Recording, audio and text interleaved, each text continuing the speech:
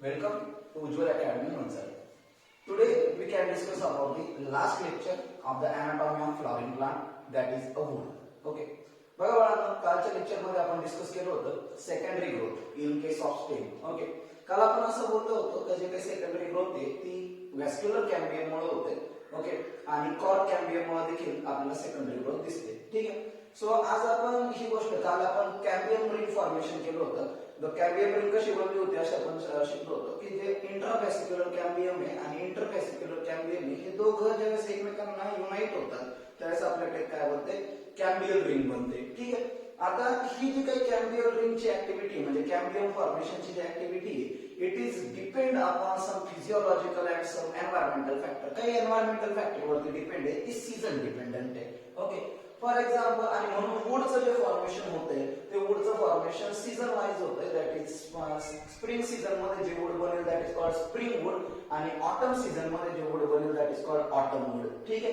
बघा spring season मध्ये जे कॅम्बियम असतं त्याची ऍक्टिव्हिटी ही जनरली जास्त असते आणि ऑटम सीझन मध्ये कॅम्बियमची ऍक्टिव्हिटी कमी असते. आता एवढं आपल्याला आरामात कळू शकतं की स्प्रिंग सीझन म्हटल्यावरती रेनी सीझन आहे आणि त्याच्यामुळे तिथं प्लांटला वॉटर जास्त ऍब्सॉर्ब करावं लागेल आणि वॉटर जास्त ऍब्सॉर्ब करावं लागेल. याचा अर्थ काय ह्या सीझन मध्ये झायलरी एलिमेंट जे म्हणजे ट्रॅकिड वेसल्स, ओके, झायलेम पॅरेन्कायमा, झायलेम स्क्लेरेन्कायमा यांचा नंबर काय होईल, इन्क्रीज होईल. आणि ऑटम सीझन मध्ये काय होईल की झायलरी एलिमेंट बनतील पण त्यांचा नंबर कमी असेल. ठीक आहे.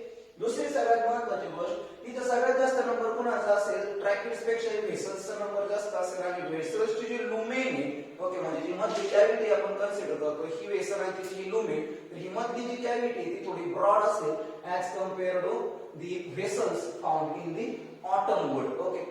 त्याच्यानंतर सगळ्यात महत्त्वाची गोष्ट हे सगळ्यात पहिलं बनणारं वूड असेल that is called as early wood आणि ऑटम वूडला आपण एक नाव देऊ शकतो that is also called as a late wood. Okay. त्यानंतर हे जे वूड बनतं दॅट इज स्प्रिंग वूड ते जनरली त्याचा कलर लाइटर कलर असतो पण लेट वूड जे बनतं त्याचा कलर थोडासा डार्क असतो. ओके. आणि सगळ्यात महत्त्वाची गोष्ट स्प्रिंग वूड जे त्याचं जे काही वेट आहे ते सुद्धा कमी असतं म्हणून आपण डायरेक्टली असं कन्सिडर करतो spring wood low density. Okay. Density कमी असते आणि इथे हे हायली डेन्स असतं म्हणजे याचं वेट जास्त असतं दॅट इज बाय ऑटम वूडचं. ठीक आहे. आणि ज्यावेळेस हे दोन वूड ओके कंबाईन होतात म्हणजे ज्या स्प्रिंग सीझन मध्ये हाफ कॅम्बियल रिंग बनते आणि ऑटम सीझन मध्ये हाफ कॅम्बियल रिंग बनते. दोन कॅम्बियल रिंग एकमेकांना ज्यावेळेस युनाइट होतात टोटली ओके त्यावेळेस आपल्याकडे अॅन्युअल रिंग बनते. म्हणजे अॅन्युअल रिंग तुम्ही म्हणू शकता स्प्रिंग वूड आणि ऑटम वूड हे दोघांचं फॉर्मेशन झाल्यानंतर एक कम्प्लीट काय तयार होते, अॅन्युअल रिंग तयार होते. And number of annual ring can gives idea about the age of the plant. Okay. आणि प्लांटचं एज डिटरमाइन करण्याची जी काही इन्स्ट्रुमेंट आहे आपल्याकडे that is called as a dendrograph. Okay. तर आपल्याकडे डेंड्रोग्राफ हे जे इन्स्ट्रुमेंट आहे त्याच्यानुसार आपण प्लांटचं एज काय करू शकतो, डिटेक्ट करू शकतो आणि त्याच्यासाठी आपल्याकडे सगळ्यात महत्त्वाची कोणती गोष्ट असणं गरजेचं आहे, अॅन्युअल रिंग प्लांट मध्ये आपल्याला दिसतं ज्यावेळेस आपण ट्रीज किंवा वूड जे त्याचा आपण ट्रान्सफर सेक्शन घेतो. ठीक आहे. अशाच टाईप मध्ये आपल्याकडे आणखी दोन टाईपचे वूड आहेत, एक हार्ट वूड आहे आणि एक सॅप वूड आहे. ठीक आहे.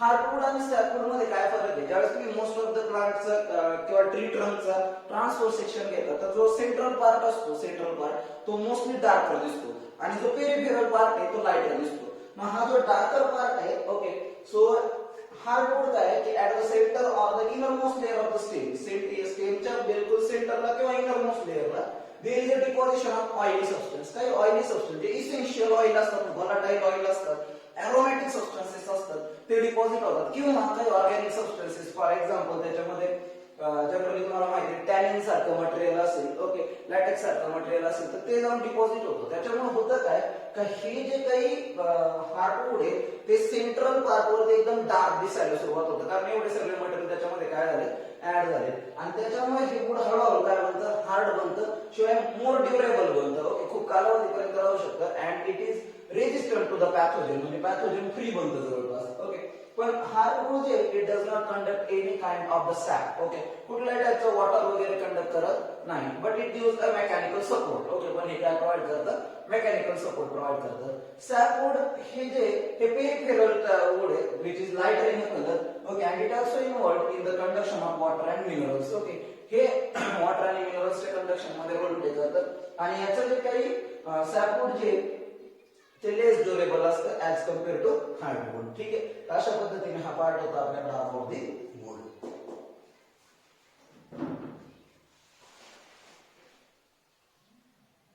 ओके, पहा आता जो पार्ट आपण डिस्कस करणार आहे तो एक व्हीआयपी पार्ट. या गोष्टीवरती व्यवस्थित लक्ष द्या. That is a cork cambium and secondary growth. Cork cambium आणि सेकंडरी ग्रोथ बद्दल आपण बोलणार आहे. जनरली बघा आपण काय शिकलो होतो का सेकंडरी ग्रोथ जी होती प्लांट मध्ये, जी सेकंडरी ग्रोथ होती ती इंटरनल टू एक्सटर्नल रिजन कडे होती. ठीक आहे, इंटरनल टू एक्सटर्नलचं सिंपल मिनिंग काय, समजा हे बाहेरच्या बाजूचा ट्रान्सफर सेक्शन घेतल्यानंतर समजा आपण स्टेमचा ट्रान्सफर सेक्शन घेतलाय तर इकडे एपिडर्मिस आहे बाहेरच्या बाजूला, त्याच्या आतल्या बाजूला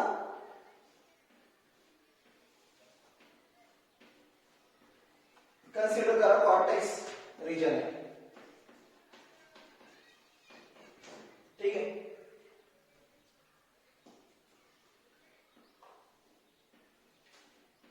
सो जो व्हॅस्क्युलर कॅम्बियम असतो तो कॉर्टेक्स रिजन मध्ये आपल्याला सापडतो.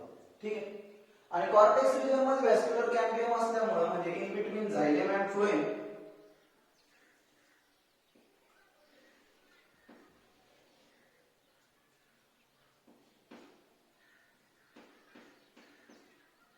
यांच्यामध्ये हा कॅम्बियम आहे. ठीक आहे, कन्सिडर करा हे झायलेम आहे, फ्लोएम आहे आणि त्यामध्ये कॅम्बियम आहे. तर हा कॅम्बियम डिवाइड झाल्यामुळे काय होतं की इकडून इकडच्या बाजूला आणि इकडून इकडच्या बाजूला दोन्ही बाजूला सेल्स ऍड होत जातात.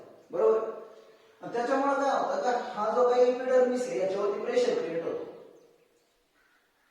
याच्यावरती जेव्हा प्रेशर क्रिएट होतो तर हे एपिडर्मिस नंतर रप्चर होतं आणि एपिडर्मिस रप्चर झाल्यानंतर this epidermis is replace by another cell. त्याला कुठल्या तरी एका सेलने कोणत्या तरी सेलने रिप्लेस करावं लागतं. आता एपिडर्मिसच्या नंतर लगेच कुठला रिजन येतो, दॅट इज कॉर्टेक्स. म्हणून एपिडर्मिस कुठल्या सेलने रिप्लेस होतो, कॉर्टिकल सेलनेच काय होतं, रिप्लेस होतो. ठीक आहे, आता so when epidermis get rupture, ज्यावेळेस एपिडर्मिस रप्चर झालाय it is replace by new cells. त्या न्यू सेल्स म्हणजे कॉर्टिकल सेल्स. ओके, आणि त्याच्यामुळे जो काही कॉर्टिकल रिजन आहे त्याच्यामध्ये कॉर्क कॅम्बियमचं फॉर्मेशन होतं. So cork cambium. आता समजा कन्सिडर करा हे कॉर्क कॅम्बियम आहे.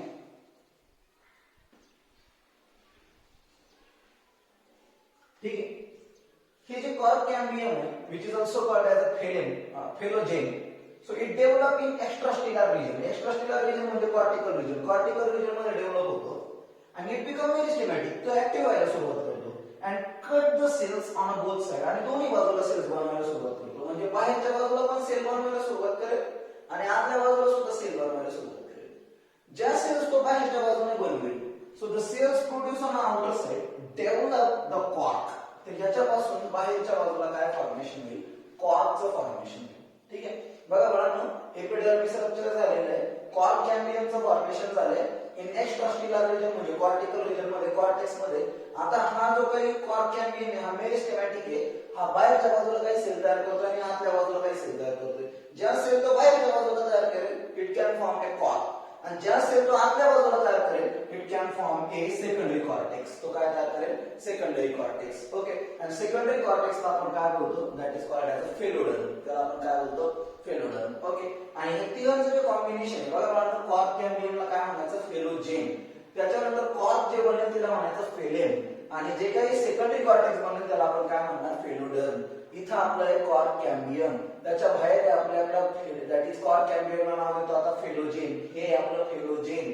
त्याच्या बाहेरच्या बाजूला आपल्याकडे फेलेम आणि आतल्या बाजूला आपल्याकडे what we called as a phelloderm. याचा अर्थ बाहेरून आतमध्ये कसे एलिमेंट असेल, फेलेम, फेलोजेन आणि फेलोडर्म. ठीक आहे, या तिघांना मिळून आपण डायरेक्टली एक नाव देणार आहे that is called as a periderm. याला आपण काय बोलतो, पेरिडर्म. ओके, आणि हे लक्षात ठेवा की कॉर्क जे okay it is impermeable to water. ते वॉटरसाठी इम्परमेबल असतं because it is lined by the suberin. Okay, ह्याच्या ज्या सेल्स कॉर्कच्या ह्या जनरली डेडच असतात पण आणि त्याला सुबेरिन कव्हरिंग असतं. सुबेरिन वॅक्सी कोटिंग आहे त्याच्यामुळे ते हायड्रोफोबिक नेचर प्रोव्हाइड करतात आणि त्याच्यामुळे इथून काही वॉटर आतमध्ये एंटर करू शकत नाही.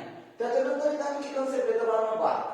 बार्क ही एक अशी टर्म आहे ज्याच्यामध्ये आपण all types of cells involve करून घेतो external to the vascular cambium. म्हणजे हा जो व्हॅस्क्युलर कॅम्बियम आहे त्याच्या बाहेरच्या बाजूला जेवढ्या काही सेल्स दिसतील तुम्हाला, मग याच्यात सगळ्यात बाहेरच्या बाजूला तुम्हाला माहिती आहे, जर तुम्ही कॅम्बियम पाहिले, ओके, कॅम्बियल रिंगचं फॉर्मेशन पाहिलं तर सगळ्यात बाहेर तुम्हाला सेकंडरी फ्लोएम दिसतो. सगळ्यात बाहेर काय दिसतो? Secondary phloem.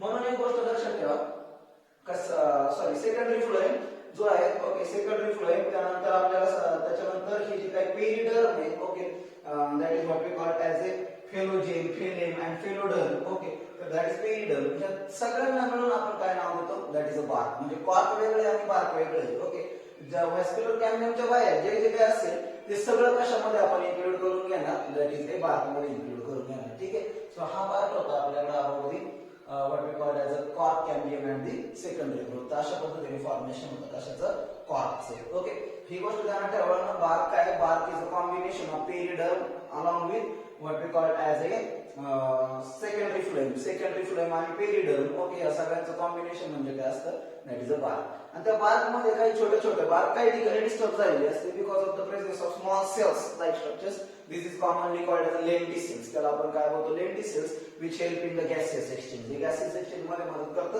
as well as minute role plays in the transpiration. आणि कुठेतरी ते कशामध्ये मदत करतं? ट्रान्सपिरेशन मध्ये मदत करतं. ठीक आहे. तर एवढा पार्ट होता आपल्याकडे about the cork cambium and secondary.